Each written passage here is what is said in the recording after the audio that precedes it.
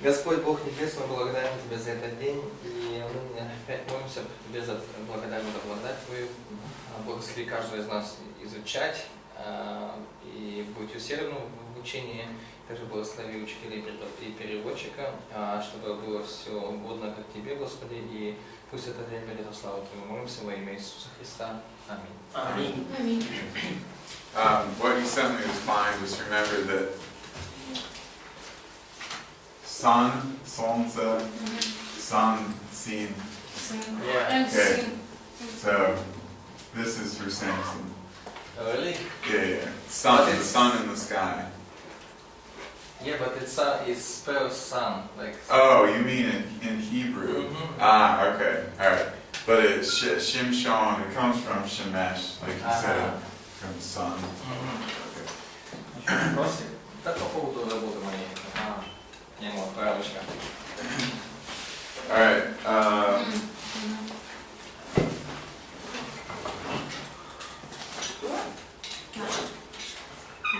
So we can do questions for an hour and a half, something like that, and review for the test.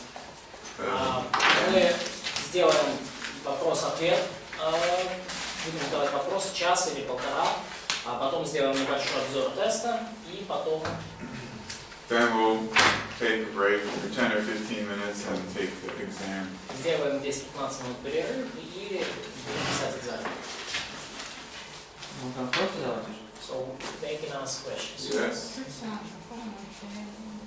Ну, давай, Александр.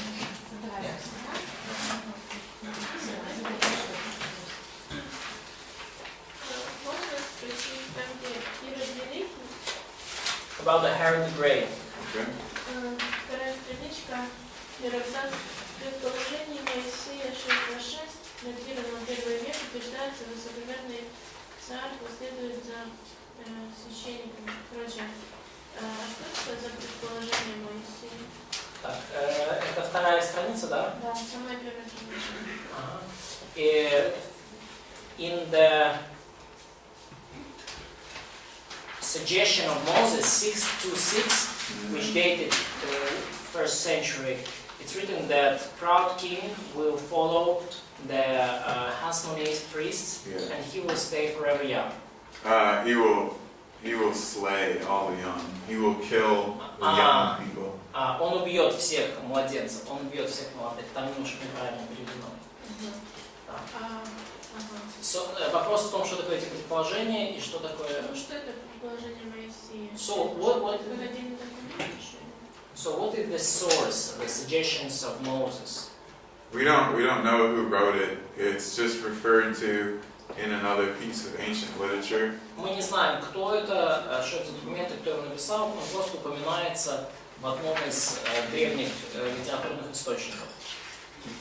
Probably it's just recording the event of the massacre of the innocents after it happened. И, скорее всего, это просто запись события избиения младенцев после того, как это уже случилось.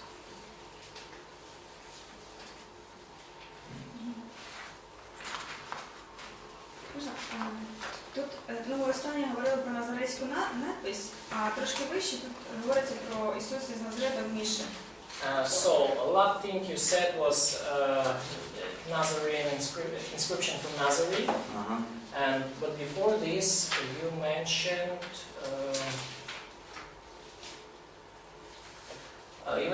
Jesus from Nazareth. It is mentioned in our outlines. Jesus from Nazareth in Mishnah. So what's that? Ні, тут виходить, що в цьому документі говориться, що Ісуса наче мали побити камінням, да? And it's written in this document. It's written that Jesus should be stoned. Yeah. Okay. So the Mishnah, it's a rabbinical Jewish source about law and history. Мишна — это раввинский такой труд, записанный источник о законе, об обычаях разных. So part of this was recording an indictment, recording a command that this person should be stoned because he's committing blasphemy. И частично command. Ну, частью этого этих записей были повеления, что там тот-то и тот-то должен быть побит камнями за богохульство. Stoning was the normal type of death penalty in Judaism or in the Mosaic law. В иудаизме и в законе Моисеевом побитие камнями было обычным способом смертной казни. So that's the method that the Sanhedrin would have used on Jesus, whereas Roman death penalty, they use things like crucifixion or beheading. То есть это тот способ, который, в принципе, Синедрион должен был применить в отношении Иисуса, вот, ну, потому что римляне, они казнили людей через распятие или отсечение головы. Does that answer your question? Да. А чому тоді, ну вони ж могли, в принципі, його вбити камінням, вони мали право. Чому вони не хотіли вбивати? If they had a right to stone him, so why couldn't they done this?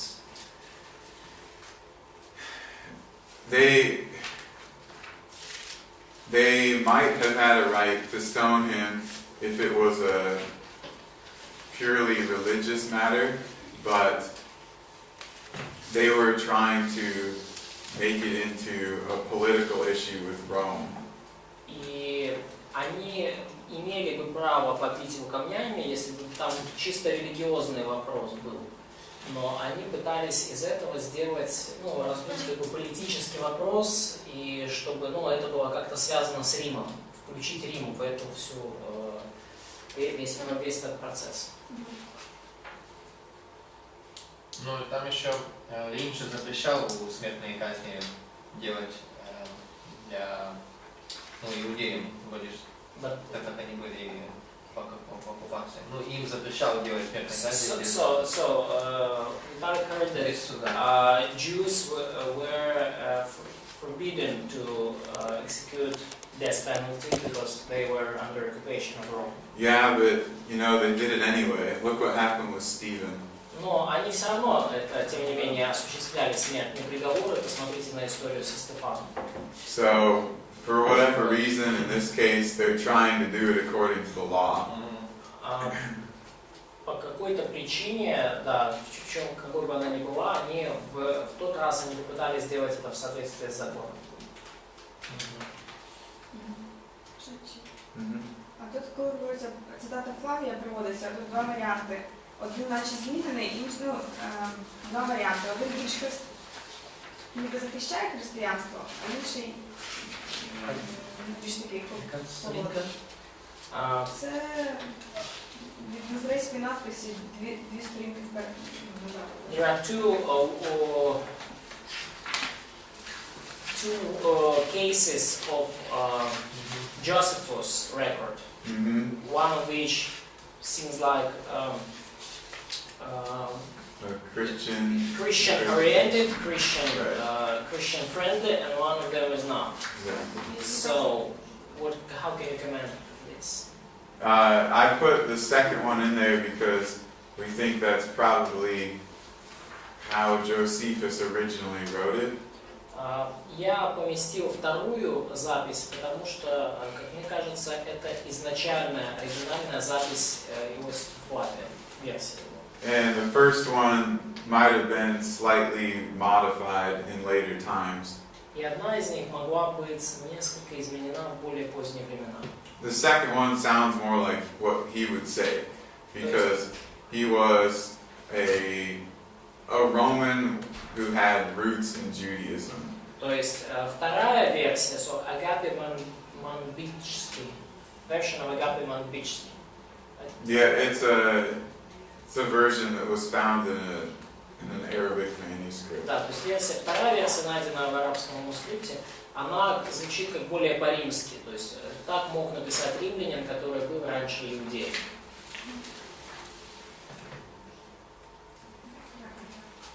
But what's significant about that is he still he still says that people reported he had resurrected 3 days after, and he says perhaps he was the Messiah. Но что важно, и в той, и в другой версии он утверждает, что люди говорят, что на третий день он воскрес, и что, возможно, это Мессия. То есть это есть и в той, и в другой версии. So Josephus, he's not giving us his opinion, but he's telling us what people saw, what they reported. То есть Иосиф Флавий не высказывает здесь свое мнение, но он пересказывает то, что люди видели, и то, что они сообщили. He's affirming reports of the resurrection, and he's affirming that a lot of people believed he was the Messiah. То есть он подтверждает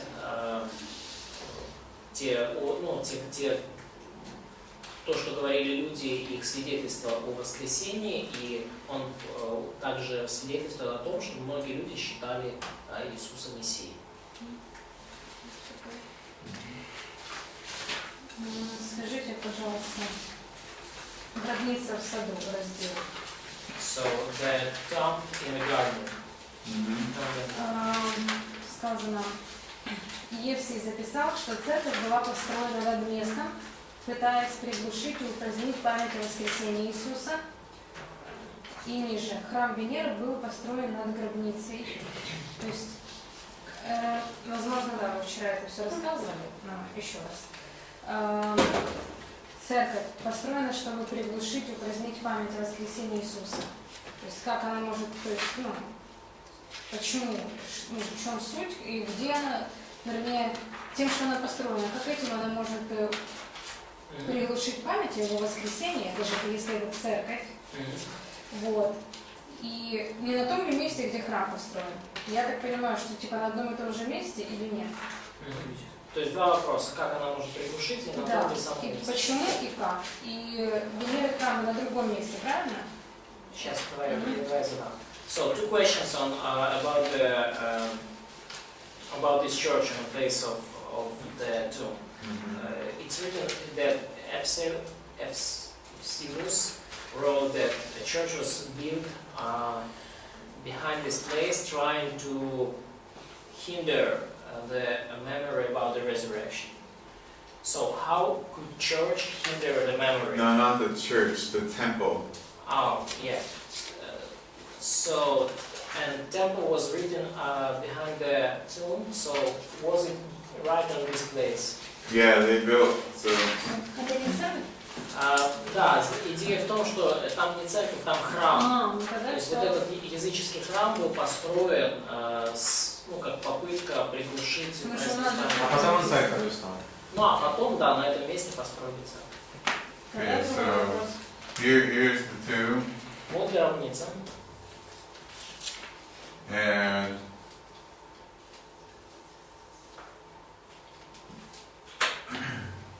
Hadrian built a Roman temple И Адриан на этом месте поставил языческий right храм on top of it. прямо наверху этой гробницы. And he put a statue up here even. И даже поставил здесь статую. Мгм. So you had a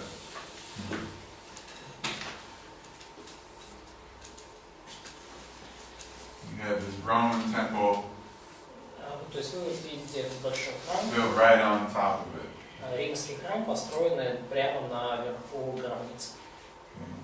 Constantine tore that down, Константин его сравнял с землей, Мгм. and he actually kind of cut just around the tomb, and then he built the church around the tomb. и он сделал даже вот такой как бы вырез вокруг гробницы, и церковь построил прямо вокруг гробницы.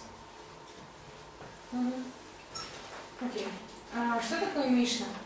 So what is Mishnah? Кто-то что говорит? Да? The Mishnah is an ancient Jewish source about Церковь, Мишна – это древний еврейский источник, Мгм. that records rabbinical law and history. который записывал раввинские законы, их обычаи и историю. Мгм. So it's kind of like the oral law that they added to the books of Moses, or they record events where they're practicing or carrying out the law. Это как устный закон или устная традиция, которую они создали в дополнение к закону Моисееву, ну, и вот, ну, для того, чтобы как бы исполнять предание, да. Предание смерти. Да, хорошо, спасибо. И последний вопрос. Публиций, сульпиций, квирин. Last question about public querying. Public what? Querying. Сульпиций, квирин. А где это? Ну, это вторая страница. Ирод первый, потом Публий, сульпиций. So it's right after Herod first. Publius, Sulpici. Oh, Publius Sulpicius Quirinius. Okay. Здесь написано, что поставлен на должность консула кесарем Августом и потом в душках. Деяние божественного Августа. Что это значит? It's written that he was installed his position by Caesar August, and then it's the source mentioned the acts of divine August. Похоже на блаженного Августина. Это разные вещи. It seems like acts of blessed Augustine. So. No, it's Caesar Augustus. It's like there's records of Caesar Augustus. Это кесарь Август, император Август, и это, ну, летописи вот этого. А почему он божественный? Why he is divine? The Romans made him divine, or they started worshiping him as a god after his death. Римляне почитали его божественным и начали поклоняться ему как Богу после его смерти. They didn't have actual emperor worship while Augustus was alive. У них не было, ну, на самом деле, ну, такого поклонения императору, пока Август был жив. Or at least, maybe later in his reign they started to, but Может быть, позже, в последние годы его правления они начали, но... But they deified him, and then it became a normal thing to worship the emperor. Они обожествляли его, и со временем стало совершенно нормальным поклоняться императору. Kind of like the pharaoh. Но очень похоже на культ фараона. A little bit. Maybe not quite as extreme. Может быть, не настолько экстремально.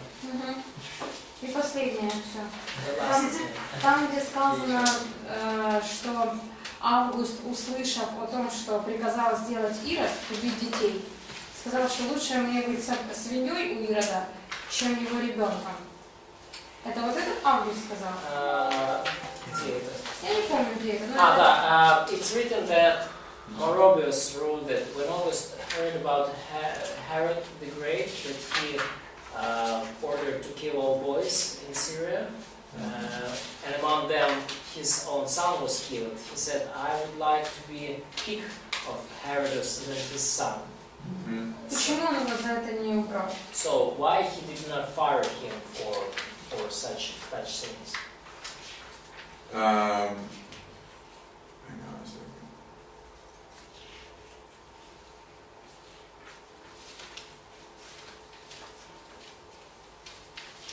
This was written much later. No, Oh, you mean why did Augustus? Yeah, why did Augustus didn't fire him? So Because Augustus liked him. Augustus was the one who appointed Herod, basically. Ну, Август вообще-то нравился этот Ирод, и Август был именно тем, кто его поставил на эту должность. So Herod did whatever Augustus wanted, and he tried to gain his favor, and that's ultimately how he got power in Israel. Ирод делал все, что хотел Август, и это вот именно тот способ, которым он пришел к власти, и поэтому... Просто другого же там в изгнание отправил кесарь, ну, который плохо себя вел, там, в Галилею. Другой какой-то был. So another Another one was sent to Galilee, yes? Another Herod. Or Herod on That's one of his sons. Это один из его сыновей был. Вот, его ж выгнали, а что этого не выгнали за такое? So Herod the Great, he was the king of basically Israel during the Roman time. И Ирод Великий был царем всего Израиля, включая Галилею, в римское время.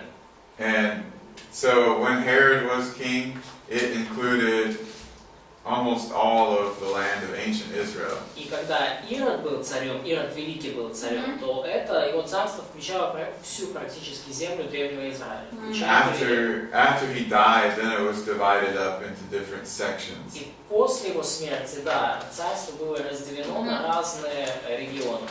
Then there was somebody ruling Judea, somebody else ruling Galilee, and so on. Кто-то правил в Галилее, кто-то правил в Иудее. Да. Но Ирод Великий правил над Я всей. поняла, но сейчас меня интересует вот сын, кто его издал? But who sent his son to on Galilee? Oh, Augustus. Август. So Herod had written a will, what was supposed to happen after he died. Ирод написал завещание, что он хотел, чтобы случилось после его смерти. Что это было такое? So In his will, he was dividing up the kingdom amongst his sons. И по его воле царство было разделено между его сыновьями. So one of them got a big area, another got a smaller area, and so on. Один из них получил территорию побольше, а второй поменьше. Ну, вопрос тут в морали. То есть я это все понимаю, я вчера это все слышала, но вопрос в морали. Что Август этого взял и изгнал, потому что не понравилось, а Ирод такое Август творил. никого не изгонял. Ну, сказано же, ну, только что он сказал, что Август его с этой территории убрал, сказал, иди в Галилею, изгнал. Он не говорил это. Только что. Right. So, did you said ever that August just sent Сына, out сына. son of Herod somewhere to Galilee? Or you told them, Send him out. send them out, just kick them out. Oh, Archelaus, the ethnarch of Judea, was exiled. Yes, in 6 AD. Вот. В VI веке Да. нашей эры Да. Археолай, правитель Иуды, действительно был изгнан. Вот, кем? Kicked him Я out, про вот это sent him out. спрашиваю. The emperor, Император. Вот. because he was such a bad ruler. Потому что он был плохой руководитель. А. He was killing a bunch of people and just causing problems for Rome. Он убивал огромное количество людей и создавал проблемы Риму. So they exiled him to Gaul, which is France now, and they took a Roman leader to rule in his place. То есть они изгнали его в Галлию, сейчас это нынешняя Франция, и поставили римского руководителя на его место. Пилат. Павел. Well, he was later, but there were others before him. Но были другие правители Рима до него. Это он убил 3000 фарисеев, да? So this Archelaus was one who killed 3,000 Pharisees. Yes. Ага. Чтобы там сидеть. Вопрос друг Кесаря. The question about a friend of Caesar. Да, по поводу этого Сияна, почему Синий. Да, в общем, почему евреи говорили, что ты не друг Кесаря, если... So why did Jews mention this phrase, "You are not a friend of Caesar," and how relate with this Sian? Alright. They said if you release Jesus, then you are not a friend of Caesar, or you will not be. Они сказали, да, что если ты отпустишь Иисуса, ты не друг Кесаря. They were threatening him Они ему угрожали.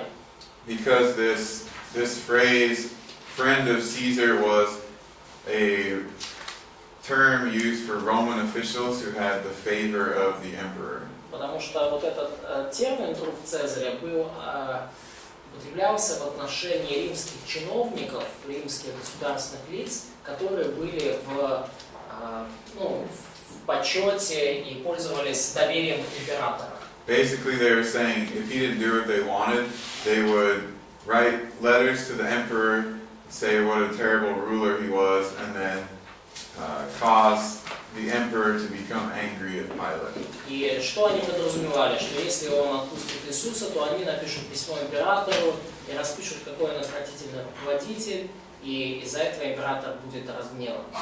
And in Pilate's case, in the context of this time, that probably would have meant exile or even execution for him. И в случае Пилата того времени, то для него это могло значить либо ссылку, либо даже казнь. They had already made complaints about Pilate, the Jews. Они уже до этого, евреи, там какие-то кляузы, жалобы писали на Пилата. So he probably couldn't afford to have any more complaints sent against him. Он больше уже не мог себе позволить, чтобы против него писали еще жалобы. Ну, в свете того, что описано, что Пилат позволял себе быть таким грубым, ну, таким диктатором, в какой-то мере, да, и, ну, то есть он не прогинался под евреев, а в этой ситуации, ну, на него это так надавило. Почему, ну, как бы, So, это не сильный аргумент, что пожаловались. тут все объяснено, или вчера объясняли, но сейчас повторю. So, the Pilate seemed to be really a strong-willed and harsh leader with authoritative methods. And just he wasn't ashamed to shed blood. So why did he change his way of dealing with Jews? Because earlier, Emperor Tiberius was not really controlling the empire. Потому что до этого времени, в ранние времена, император Тиберий, по сути, империю не контролировал. And it seems like Pilate was appointed by and connected to this Sejanus, the commander of the Praetorian Guard. И похоже, Sejanus, who was later executed. Yes. И похоже, что Пилат был назначен на эту должность вот этим вот сияном, который был, ну, вот этим сияном. But then, when Tiberius came back into power and complaints were sent to him, И позже, когда Тиберий пришел к власти и были к нему направлены жалобы, now Pilate had to make sure that no more complaints were sent against him to the emperor. то Пилату нужно было быть уверенным, что больше никаких жалоб на него не будет написано императору. So That this answer? Sejan was the chief of the guard. Yeah, he was the head of the Praetorian Guard. He actually ruled the empire for a while. То есть вот этот Сиян, да, как вот, ну, о нем чуть выше написано, он был начальником охраны притории, и фактически в отсутствие императора он какое-то время рулил страной. Tiberius was off on some island, just not doing anything, and Sejanus was ruling the empire for a while. Тиберий отправился на какой-то остров на какое-то время и вообще не управлял империей, и вместо него Сиян руководил. He was about to become emperor when the Senate called him in and they assassinated him. The Senate? Да. Он был практически на шаг за шаг от того, чтобы стать императором, и тогда Сенат его вызвал к себе, и они совершили на него покушение. Предложено обвинение на него, да, что заговор. So they did a false accusation of him. Not really. Нет. He had been killing people and taking over the power in Rome. То есть он убивал людей и добивался все больше власти в Риме. And I guess they decided they didn't want him as emperor. И я думаю, они просто решили в Сенате, что они не хотят такого императора. А этот, как вот этот, который на островах, отдыхал, получается, да? So this Tiberius, just why did he spend so many time in this island? So what did he do with it? he was very different than most of the emperors. He actually didn't really want to be the emperor at first. Он отличался сильно от большинства императоров. Во-первых, он не так уж и хотел быть императором. Augustus adopted him as his son, and then he later appointed him as his heir to become emperor. Август усыновил его, ну, как он не был родным сыном, Август усыновил его, и позже, скажем так, он его сделал своим наследником. So Sejanus used this aspect of Tiberius's personality to gain more and more power in the empire. И Сиян использовал вот этой вот особенности личности Тиберия, чтобы завоевывать власть все больше и больше.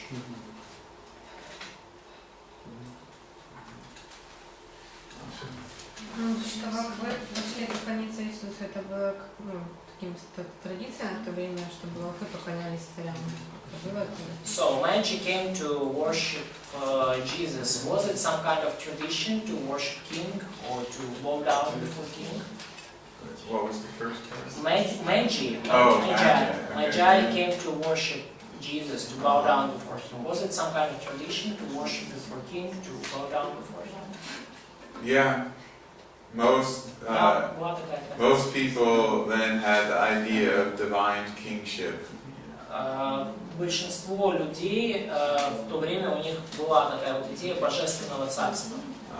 However, I think that the Magi understood that Jesus was the prophesied Messiah. Но лично я думаю, что волхвы понимали, что Иисус это Мессия, который обещан в пророчествах.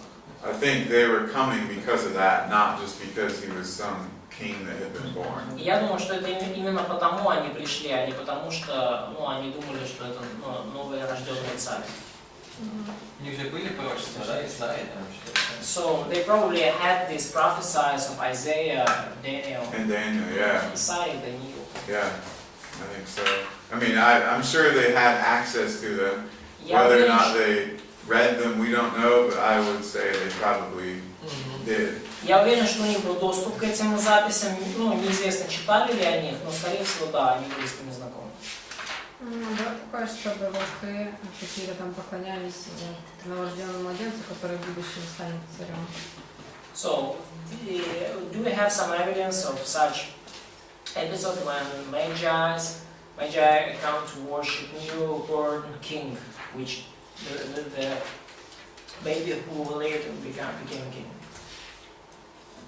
Not the same as in the gospel story. Но таких именно случаев, как в Евангелии, нет.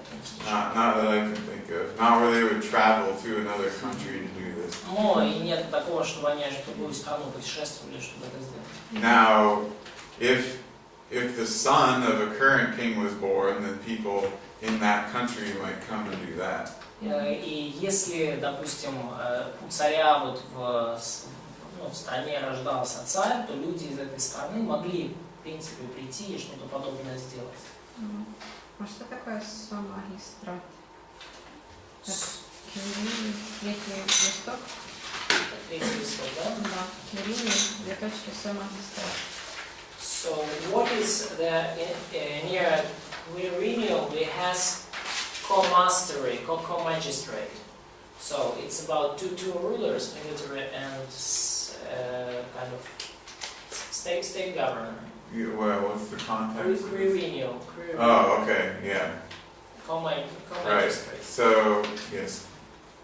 You mean the duumvir part? Yeah. Or just... Duumvir. Okay.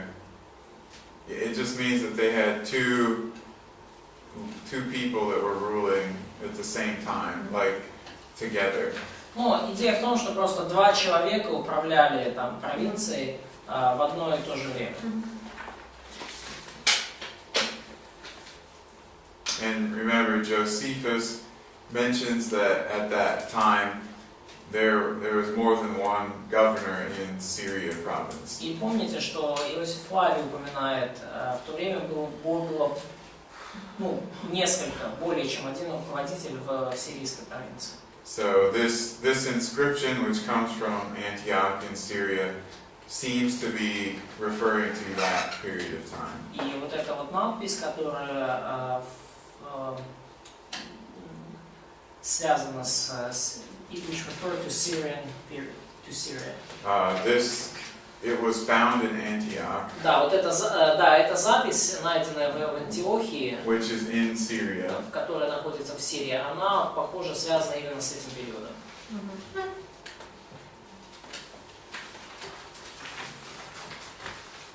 Вопрос по поводу апокрифов, там, как под Евангелие от Иакова. Questions on apocryphal books like Proto John Gospel, Якова. James. Proto-James, yes. Evangelism of James. И, ну и там дальше есть послание Павлину Ноланскому.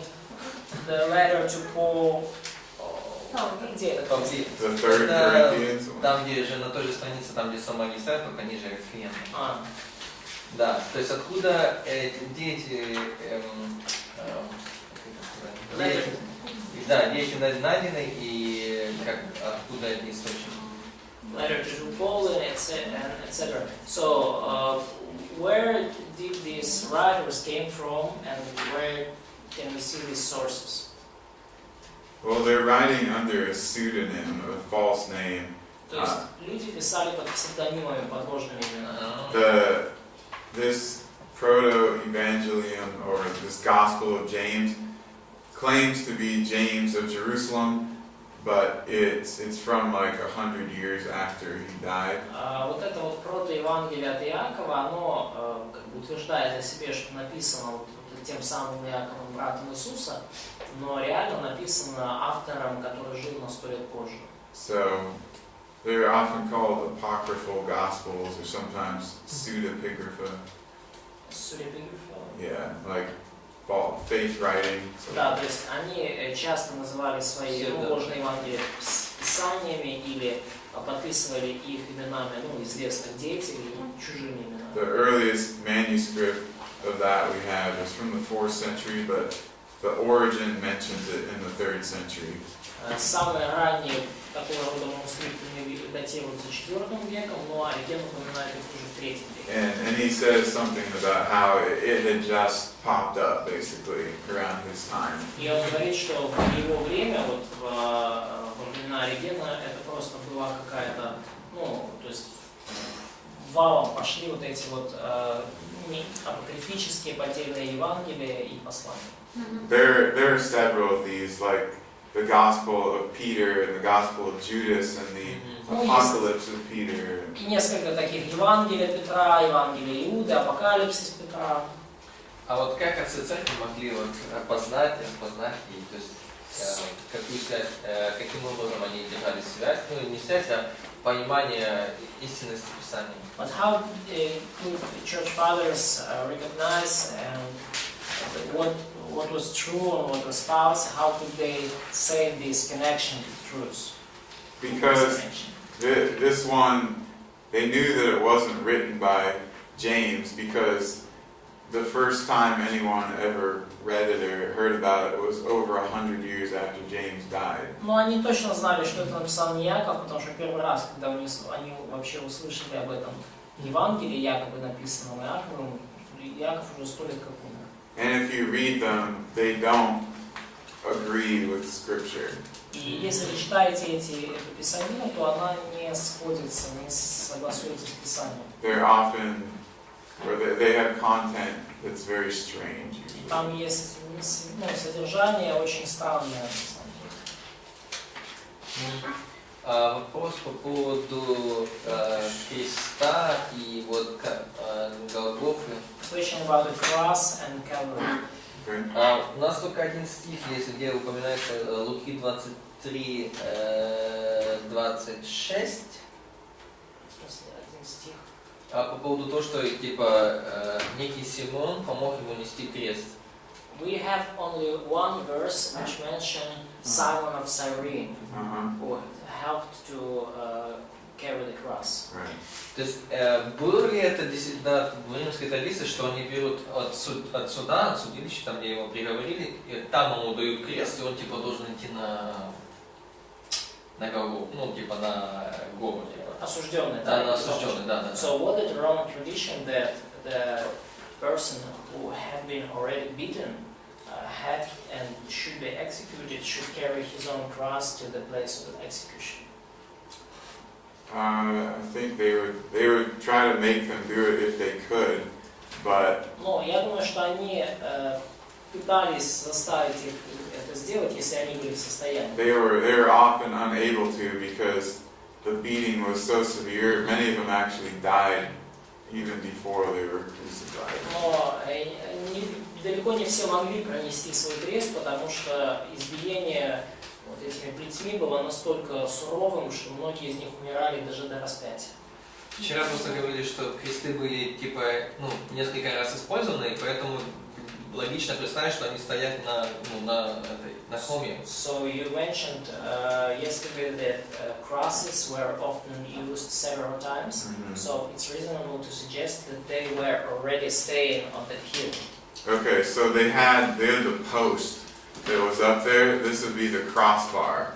Но у них стоял вот это вертикальный столб, у них стоял на холме, а вот та горизонтальная перекладина, ее осужденный нес сам. Ага.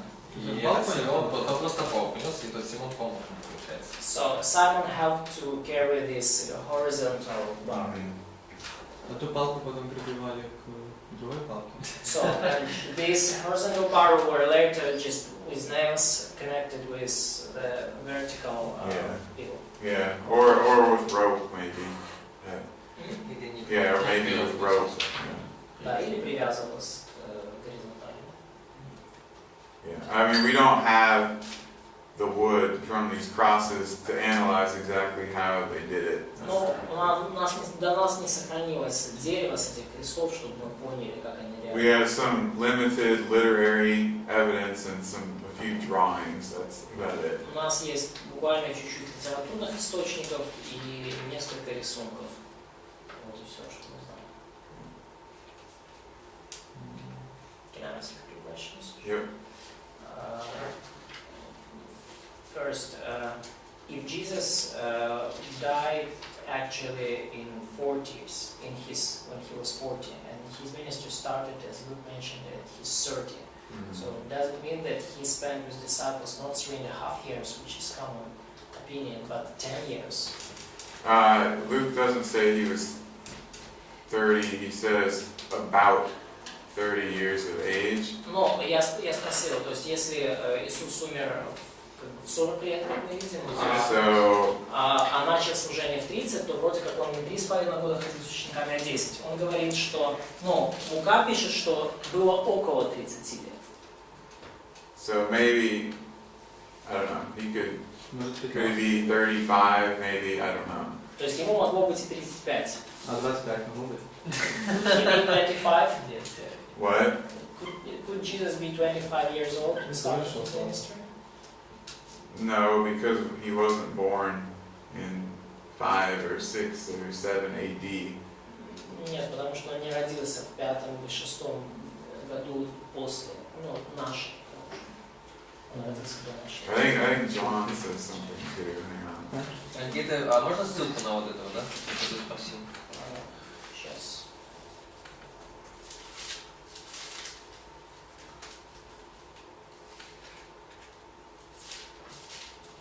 То есть он мог в 37 лет начать, да? Сейчас.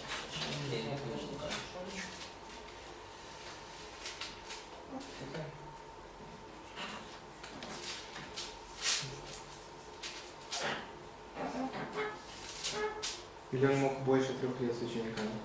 Луки 3:23. Иисус, начиная свое служение, было лет 30.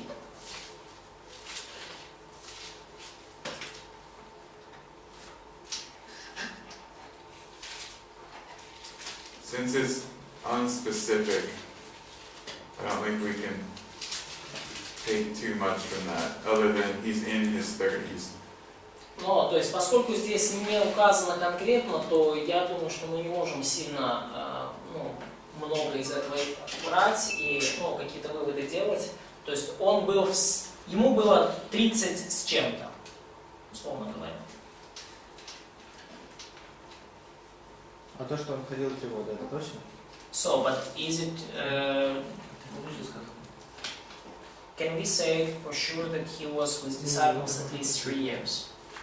Yeah, I think it's at least that because of the different instances of Passover that we read about. Да, то есть минимум 3 года он ходил с ними, потому что упомянуты 3 различных эпизода Пасхи. I mean, some people would say that he had like a 5-year Некоторые люди ministry.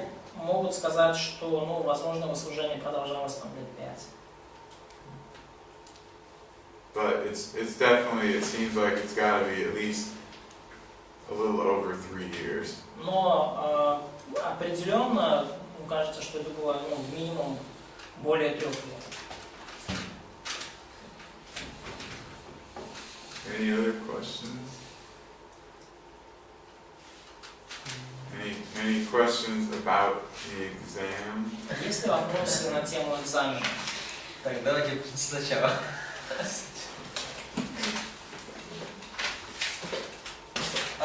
У меня есть вопрос еще раз. One more question from the top. Отчет жертвенник неизвестному Богу. This Это там, где, значит,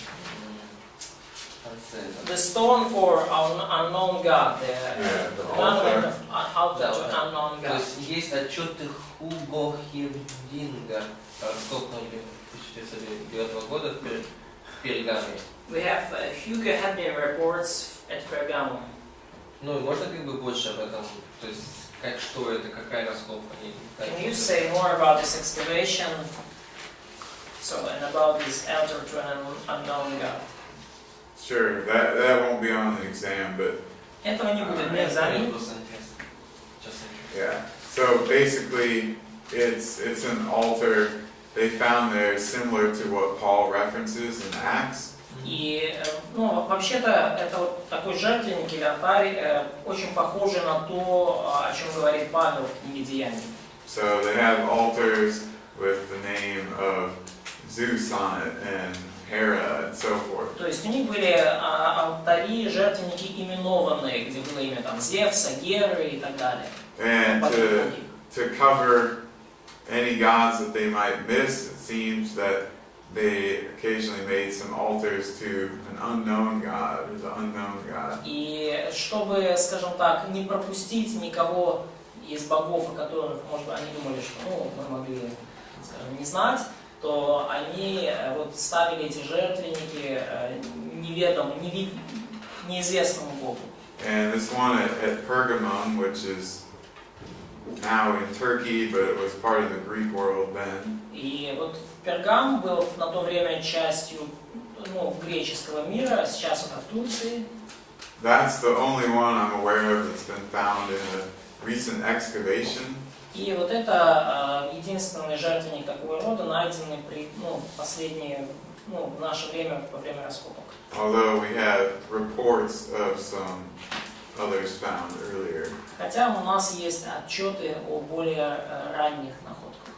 So I just included that to show that people have actually found this type of altar that Paul refers to. Я просто включил это, чтобы показать, что люди на самом деле находили такого рода жертвенники, о которых говорит Павел.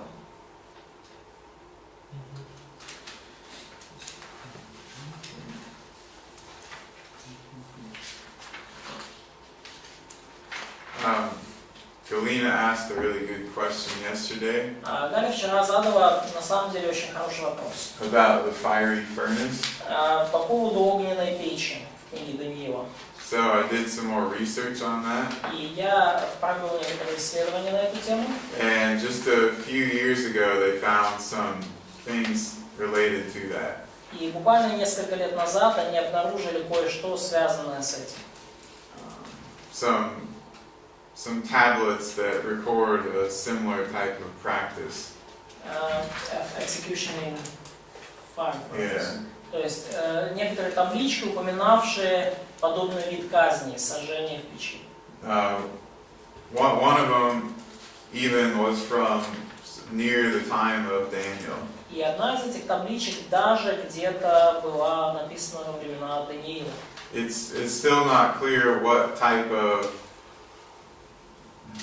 oven or furnace or something this would be. И до сих пор не ясно, какого рода там была печь, или там, ну, да, какого рода печь там была. But apparently the Babylonians, even going back earlier in time, did execute people with fire for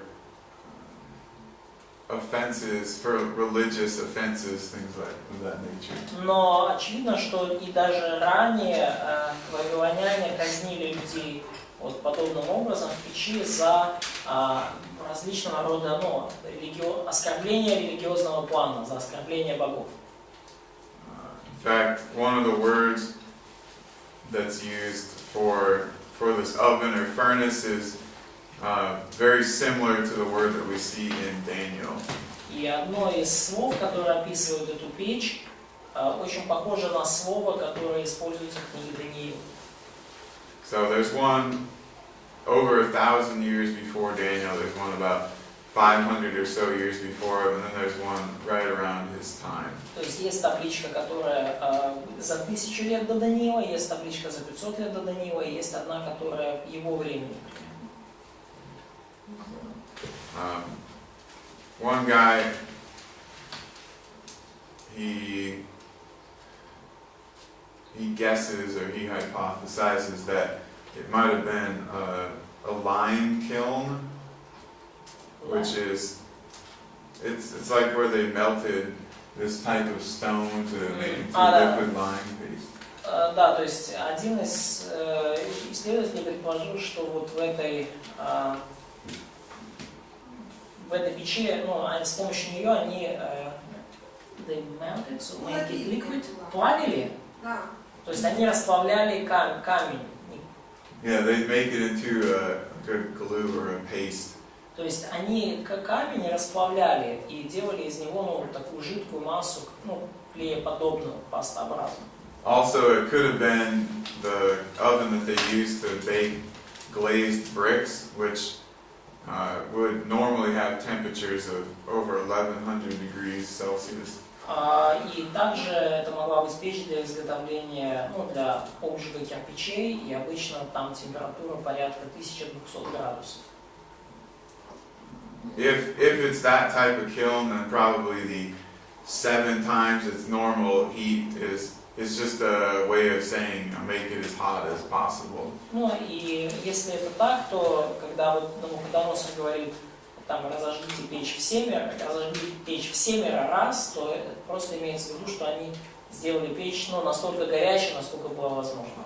But it seems this type of execution by burning had to do with religious blasphemy. Но похоже, что такого рода казнь через сожжение была связана с религиозными вопросами, с богохульством. So that would be appropriate, or that would agree with what we see in Daniel. They refused to worship this image. И это согласуется с тем, что мы видим в книге Даниила, потому что Садрах, Месах и Абдинага отказались поклоняться, ну, идолу. That won't be on the exam, but Это I thought you might find it interesting. Но, может быть, это будет интересно для вас. Еще такой маленький вопрос по поводу Пилата. One more little question about it. Да, деньги. Пилат делал деньги или нет? Вчера вроде бы сказали. So you told that Pilate issued, so he kind of stamped some money, made some coins with his name. Именем Пилата, да, все? Not with his name. He put the emperor's name. He put symbols and he put the emperor's name. Он поместил туда символ, и он поместил туда имя императора, но не со своим именем сделал. А символ, какой символ? So what symbol? Most of what he put had to do with agricultural symbology or Roman religion symbols. Большинство из того, что он помещал на монеты, это либо сельскохозяйственные символы, либо ну, религиозные символы Римской империи. Let's see. Look at some of his coins. A lot of them, they put things like wheat or other plants on there. На многих монетах там есть изображение, там, например, пшеницы там. А куда мы знаем, что это именно Пилат? So, when do we know from that that's from Pilate times? Если там нет The what? времени. How do we know that this is from Pilate times? Times. Because of either the archaeological context in which they're found, Либо археологический контекст, то есть слой, в котором они найдены, or the other rulers issuing certain types of coins that are different than these. и либо другой правитель начинал выпускать другой вид монет, и они уже отличались. Let's see. And then on some of his coins, like I said, he would put the emperor's name. И, как я уже говорил, на некоторых из этих монет он наносил имя императора. And also the year of that emperor. И также год этого императора. And we know the years that Pilate ruled in Judea. И мы знаем те годы, в которые Пилат правил в Иудее. So he would have had to have been the one issuing that coin at certain times. И получается, что в то время он единственный мог напечатать такую монету. Like one of the things he put on there was an instrument that Romans would use in offering sacrifices to their gods. И, например, одно изображение, которое он нанес на монеты, это инструмент, который римляне использовали для принесения жертв. They're very typical Roman coins that he issued. Это, очень типичные римские монеты, которые он выпустил. So. Еще другой теперь вопрос. One more question. Да, по поводу, уже когда христианство начало развиваться и распространяться, то люди, христиане, наверное, пытались как-то изобразить Христа, появлялись эти рисунки настенные, потом, может, иконы. Вот. И вопрос в том, что, правда, что в зависимости от культуры, в какой местности рисовали, близко к своей культуре, по-разному изображать. So when Christianity started to develop, probably people tried to draw some maybe portraits or some image of Jesus. And is it true that the view on Jesus, his outward appearance on pictures changed from culture to culture? So, and in different places, he looks different. It changed over time, I would say. Образ Иисуса менялся со временем, я бы так сказал. And yeah, a lot of that is because there were different cultures, but И во многом, да, из-за того, что были разные культуры. the early art from the Byzantine times Но наиболее древнее искусство из Византии looks different than the medieval European art. отличается от средневекового европейского искусства. The earliest depictions of Jesus, he has shorter hair. В более ранних изображениях Иисуса у него волосы короче. People didn't have hair, like guys didn't have hair down to here back then. У людей в то время не было таких длинных волос до плеч. Может, молодость это? Maybe when he was young. No, I doubt it. Я сомневаюсь. It wasn't the tradition in Такой традиции. Israelite culture. В израильской культуре не было такой традиции. So why do they use such pictures? I don't know. Medieval period Europeans decided that he looked that way. I don't know why. В средние века европейцы решили, что Иисус выглядит именно так. Я не знаю почему. Ну а есть первое изображение? Это византийские, да, его? So the earliest images we have is from Byzantine time. Да, самые ранние это византийские.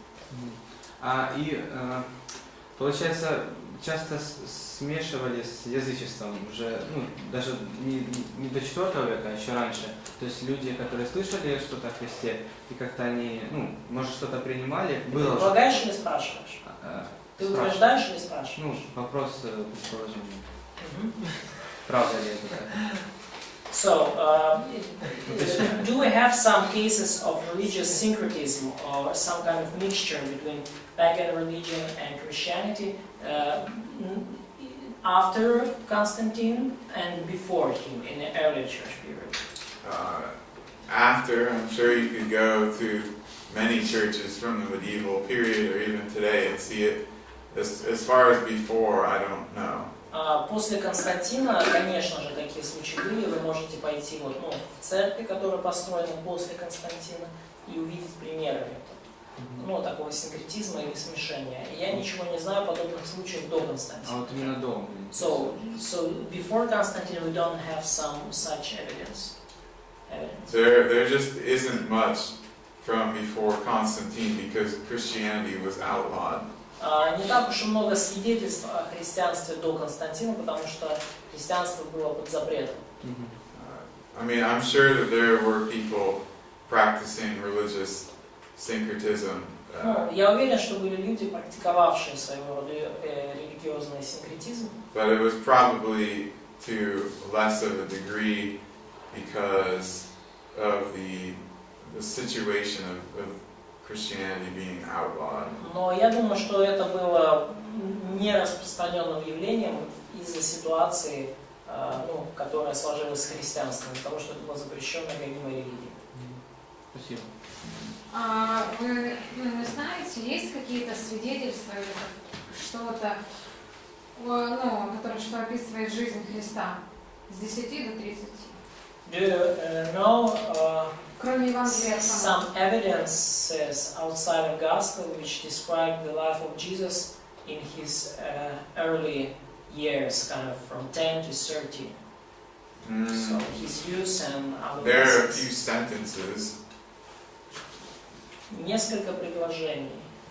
So, Outside of Gospels. yeah. Да. Не в Евангелии, несколько предложений. Basically, there's one Roman critic who references the virgin birth or the claim of the virgin birth. И есть только один римский критик, который, упоминает непорочное зачатие и критикует эту идею. And that Jesus was in Egypt. И когда Иисус был в Египте, And he says that that's where Jesus gained powers to do miracles.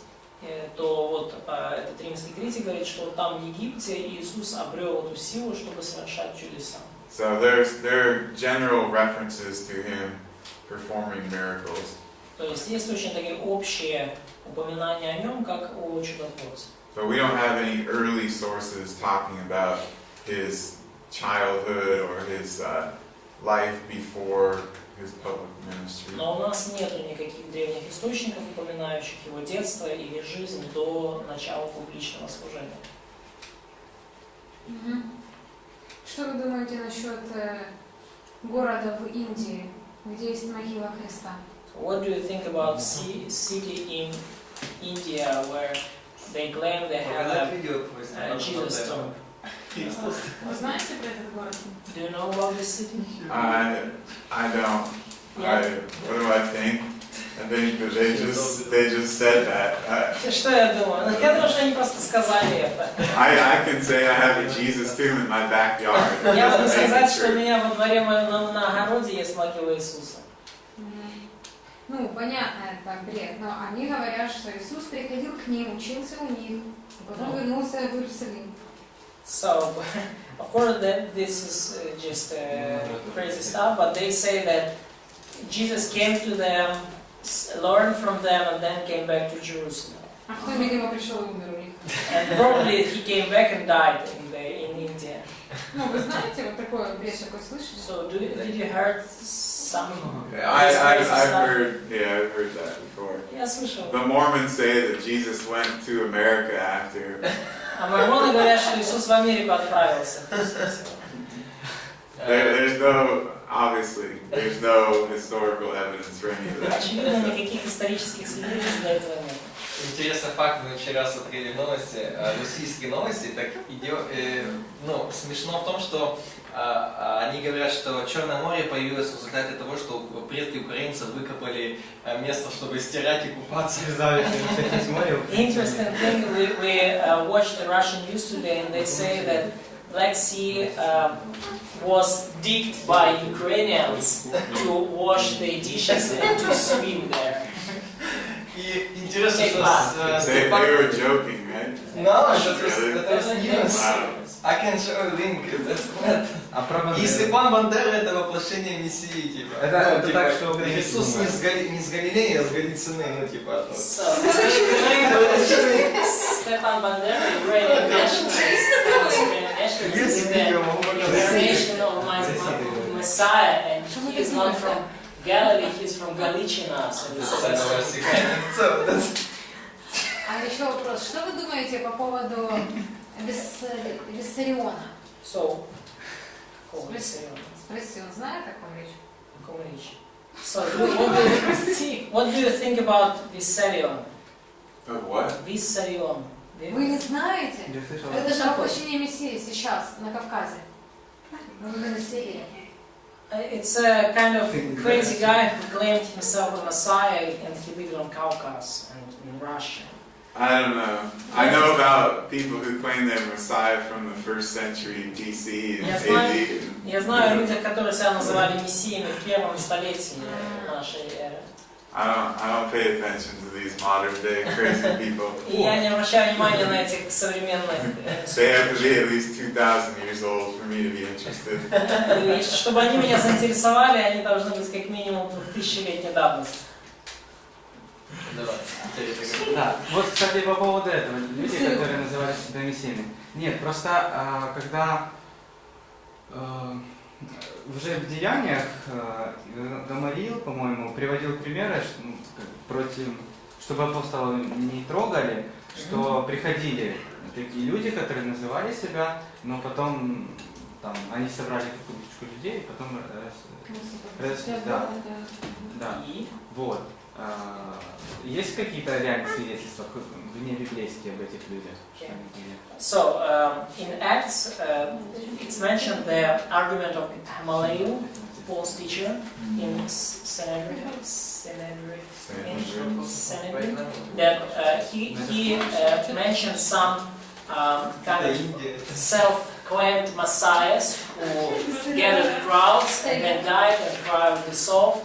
Do we have some evidence of such people claiming themselves messiahs? Yeah. Yep. There were a few. There were a few. 100, within 100 years before Jesus, there were a couple after him. Было несколько человек, было несколько несколько столетий до Иисуса, было несколько после Иисуса. So, and we have some archaeological We have ancient historians mentioning them and their movements. Историки упоминают эти движения. И они отзываются как лже. So do they claim them false messiahs, false prophets? How do they testify them? How do they call them? They just say what happened and say that they claim to be messiahs. Ну, историки просто описывают, что случилось. I think all of them got killed in battles. Я думаю, что все из них погибли в битве. They're all sort of violent rebellion uprising groups. То есть все они были такими группами насильственного сопротивления мятежа. Ну, то есть мятежные группы насильственного сопротивления. Typically they would be political groups focused on independence movements. Обычно это были политические группы, которые ставили целью политическую независимость. То есть это все они лучше жизни искали, здоровье. So they were seeking better life outside of Rome. Да, лучшей жизни вне Римской империи. So kind of zealots. Да. Ну, они, получается, провозглашали себя, что вот они мессия, как они цари, царь, и на этом чтобы... So they declared themselves messiahs and kings. Yeah, because most of the Judeans then had a skewed idea of what the Messiah was supposed to be like. Потому что у большинства иудеев была такая достаточно извращенная идея того, каким должен быть Мессия, искаженная. We see that in the New Testament when they're wondering why Jesus isn't coming as some political deliverer. И мы видим это в Евангелиях, в описании жизни Иисуса, почему они удивляются, почему Иисус не приносит им никакого политического освобождения. Не хочет это делать. Alright, why don't we take 10 or 15 minutes and then come back and do the exam. Давайте сделаем 10-15 минутный перерыв и вернемся и напишем экзамен.